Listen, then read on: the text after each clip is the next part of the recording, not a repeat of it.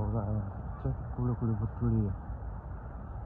Yaani ukiangalia vizuri utafikiri kama vile tupo ndani ya kitu fulani za kidude fulani, ndani ya baluni. Na mawingu hayo. Sasa mawingu gani rafiki yangu kwa rangi? Ulaya. Na ukiangalia kule utafikiri kule kama ndo mwisho. Utaona pale kama ndo mwisho.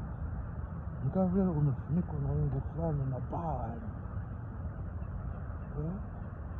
Hebu jamani, mwenye macho kwanza ananiambia kwanza kaona nini? Kwa sababu mimi nimetokea hivi.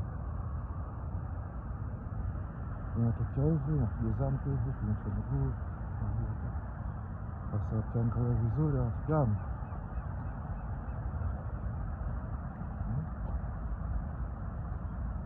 ni kama vile pale ndio mwisho. Kama baa fulani imefunikwa.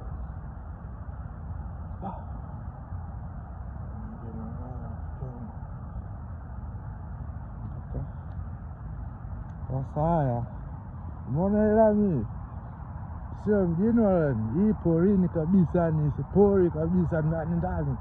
Yaani watu ambao wanaweza kaenda kama paki vile, lakini sio paki, yaani watu mnaweza kupita, yaani mnaenda kunyosha miguu, yaani upo mbali kabisa na mjini au na barabara, yaani main road.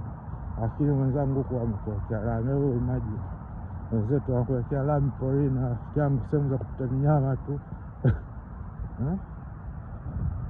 Basi kama wanakuwekea porini, mjini watashindaje huko kwa lami? Wenzetu walivyoendelea.